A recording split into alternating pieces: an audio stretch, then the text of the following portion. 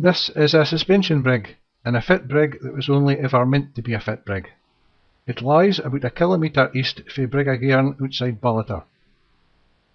There'd been a ferry at this site afore, but there was a drowning here. Alexander Gordon, a businessman that had been brought up local, paid for the brig to be biggit in 1892. Polhollock Brig was ane of a current of brigs that were damaged from Stormfront hot Scotland in 2015. It wasn't the first time the brig had been damaged. In 1942, a bomber aircraft crash landed on it. After Stormfront, the brig was closed for repairs almost till the end of 2018. Even now, it's a bitty shugly, and there's a notice saying there hasn't to be more nor 4 folk on the brig at the same time. This brig is ane of the brigs ower the Dee that are on the Seven Brigs Trail.